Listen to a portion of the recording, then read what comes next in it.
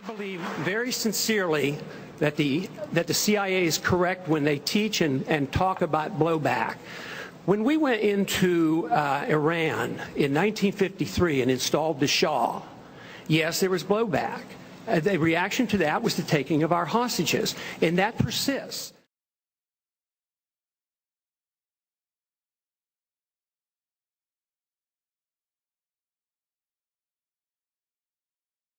Iran, 1953. The CIA mounted its first major covert operation to overthrow a foreign government. The target was the Prime Minister of Iran, Mohammad Mossadegh.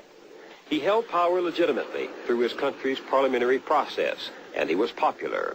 Washington had once looked to him as the man to prevent a communist takeover. But that was before Mossadegh decided that the Iranian state, not British companies, ought to own and control the oil within Iran's own borders. When he nationalized the British-run oil fields, Washington saw red. The Secretary of State, John Foster Dulles, and his brother Alan, director of the CIA, decided with Eisenhower's approval to overthrow Mossadegh and reinstate the Shah of Iran. The mobs paid by the CIA and the police and soldiers bribed by the CIA drove Mossadegh from office. Crown Prince Abdullah greets the Shah as he lands at Baghdad airport after a 7-hour flight from Rome.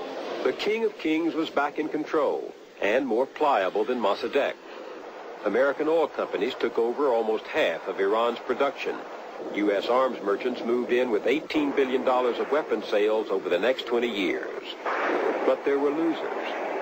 Nearly everybody in Iran of any importance has had a brother or a mother or a sister or a son or a father tortured, jailed, deprived of property without due process. I mean, an absolutely buccaneering dictatorship in our name that we supported. SAVAK was created by the CIA. SAVAK, the Shah's secret police, tortured and murdered thousands of his opponents.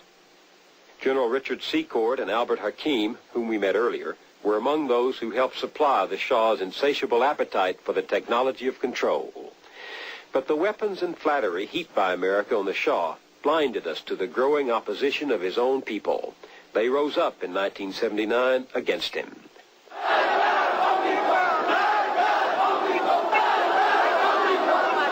Death to the Shah, they shouted. Death to the American Satan.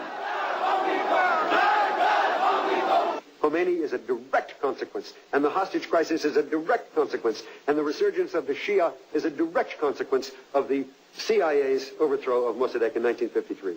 Yes, there was blowback. The reaction to that was the taking of our hostages, and that persists.